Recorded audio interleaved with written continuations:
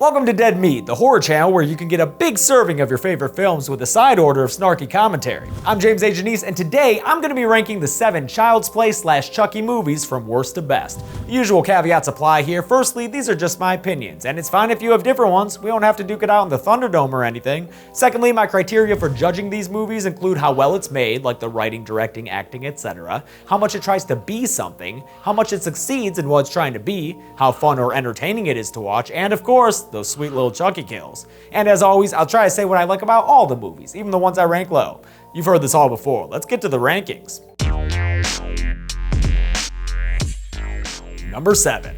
Ranking at the bottom of the Child's Play movies for me is Child's Play 3. By now you should know that I enjoy novelty, I like to see different things, and I'm more willing to forgive a movie's faults if it at least tries to do something new. Child's Play 3 tries nothing new. It takes the same exact format of the first 2 films and puts it in a military school setting, which I find painfully uninteresting. I've seen all these beats before in 1,000 war movies. I don't need to see them again in a Chucky film. It doesn't help when every character there is just a total stereotype, especially douchey drill instructor Shelton. Hell, they even quote the movie his caricature is lifted from. This is my rifle, this is my gun, this is for shooting, and this is for fun. Yeah, real cool, bro. Sorry, but this 15-year-old looking jackass doesn't exactly convey the same threatening manner as R. Lee Ermey. This is also the movie where they really up the number of Chucky one-liners. Don't fuck with the Chuck. You know what they say, you just can't keep a good guy down. But I feel like a lot of them are forced and not funny. Tampering with the mail is a federal offense. Presto, you dead. And while having Chucky accidentally scare someone to death is a funny idea that I thoroughly enjoyed, most of the other kills don't really do anything for me, and definitely don't stand out among the series. The movie's not all bad. The opening scene where Chucky kills the toy company executive after scaring him with a bunch of toys is pretty good. The barber Sergeant Botnick is an insane fucking character, but actor Andrew Robinson, friggin' Larry Cotton from Hellraiser, sells the hell out of the performance. He's having a great time. I like Perry Reeves as Andy's love interest De Silva, and the final act in the Carnival Haunted House ride is somewhat interesting, even though that thing's unreasonably huge for a pop-up carnival. Overall, this movie just doesn't bring anything new to the table, and it feels like it was completely phoned in, which isn't a surprise given that it went from concept to release in less than a year. Don't rush your production, folks.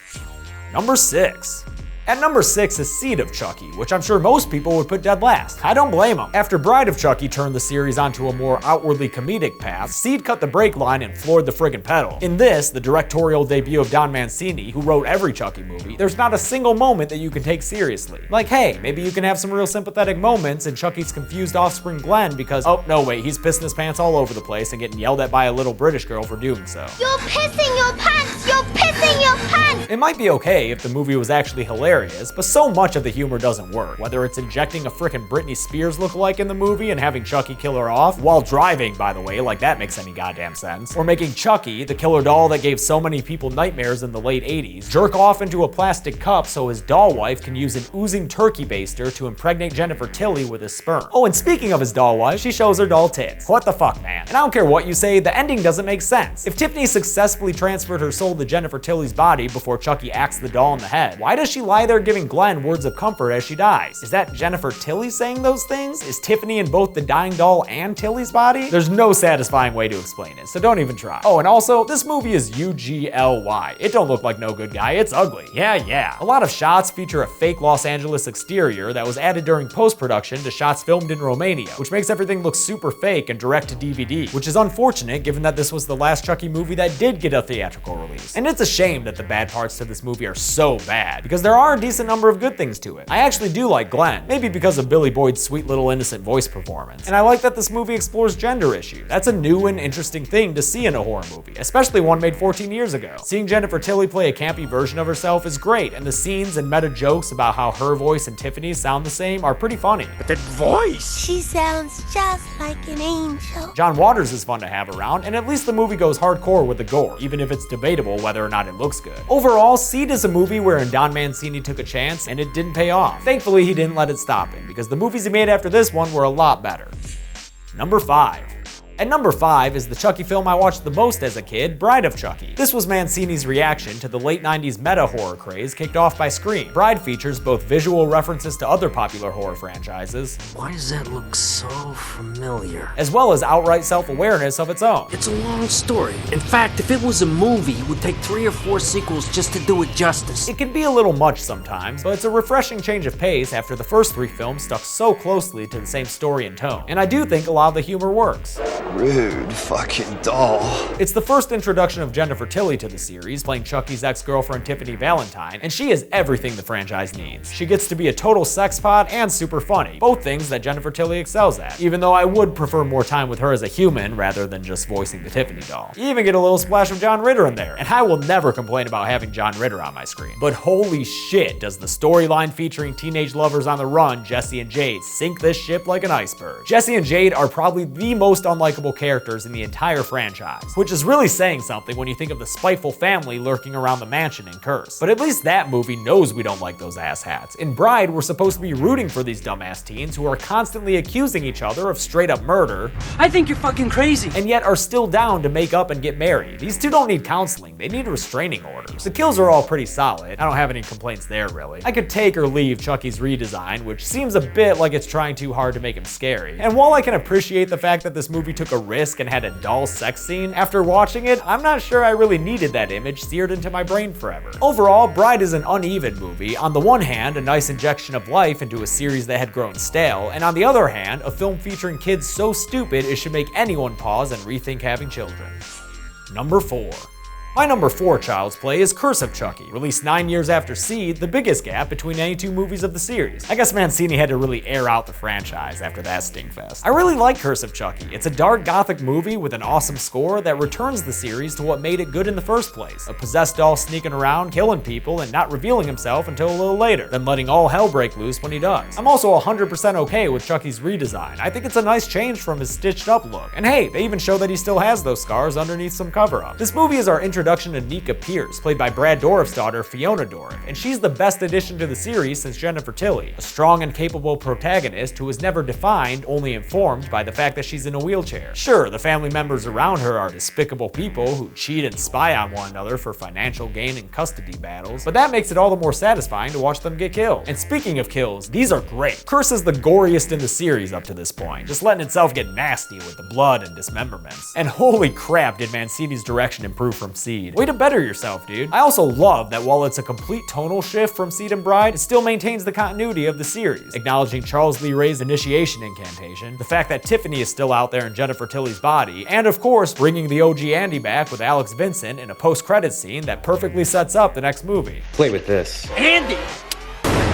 The only thing I really don't like about this movie is that the backstory it tells doesn't jive completely with what we already know. Flashbacks show Charles Lee Ray as a creepy kidnapper instead of just your run-of-the-mill serial killer, and apparently the police were raiding his house when he wound up in the chase scene that kicked off the first movie. That doesn't make sense, because in the original, he had Eddie Caputo waiting with a getaway car, so like, what was he getting away from? Whatever, everything else works for me, and overall, I think Curse single-handedly saved the franchise and gave me an all-new respect for the artistic growth of Don Mancini. Number 3.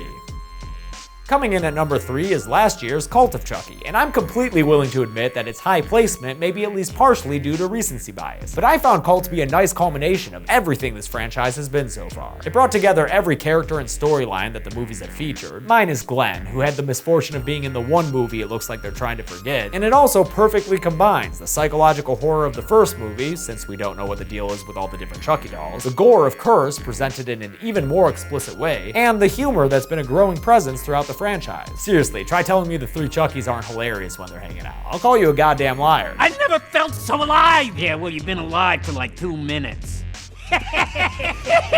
It's also aggressively confident in the aesthetic it wants to have, with blinding white walls everywhere in the hospital to make the viewer feel as clinically constrained as the characters. While some people said they wanted more Andy Barclay, I was happy that Nika in her captivity took up the lion's share of screen time, with Andy popping up every once in a while to set the stage for the film's finale. It is the finale that leaves a little to be desired, though. I understand wanting to set something up for the next movie, and I'm excited as all hell to see where this thing goes, but it does feel like a bit of cheating to have it end with so many many cliffhangers and so little resolution. It felt more like the first part to one really banging movie instead of a completed film by itself. Still, between the multiple Chuckies running around, the goriest deaths in the entire series, and getting to watch Fiona Dorff stretch her acting chops as both Nika and Anika possessed by Charles Lee Ray, I had an absolute blast watching this movie, and I think Don Mancini can call it his strongest directorial work yet. Overall, this was a hell of a good time at the movies, even if it didn't feel completely cooked through in the end.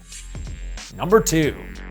In second place is the original Child's Play, and boy was that a hard decision for me to make. I freaking love both the first two films, and which one I prefer bounces back and forth in my mind, but for this list, I'm gonna give the original the silver. There's absolutely nothing wrong with this movie. I really like its slow burn mystery feel, with Chucky not coming out as truly alive to the other characters until halfway through the movie. And sure, only the first kill has even a smidge of ambiguity over whether the perpetrator was Chucky or Andy, but watching Karen and Mike Norris discover the truth for themselves is good stuff, even if we know what's going on the whole time. Mostly because Catherine Hicks and Chris Sarandon are so good. That scene where Karen finds the batteries missing from Chucky's back, so well done. And in the second half of the movie, when the Chuck's out of the bag, we're treated to astounding animatronics. What do you think? Watching this, it's still hard to believe how they made that bastard move and talk so realistically, especially back in 1988. That's probably what made this movie so notorious. It didn't cheat the audience by using only super close-up shots and cutting away anytime the doll was supposed to be moving. It showed you a doll moving around like it really was possessed, all without using anything computer generated. And of course, we have the reigning champion of all professional cute kid competitions, 6-year-old Alex Vincent, who spends the movie stuttering out his lines. He told me never to tell about him or he'd kill me. And just being all kinds of adorable. He's the perfect mini protagonist for the audience to attach itself to and root for, especially in that last act when the kid is fighting for his life on his own. I do think the movie goes a bit overboard with all the times that Chucky appears to be dead but then comes back, but each one grows in how unsettling it is, ending with one hell of a creepy image as he's finally put down for good. I'm Chucky.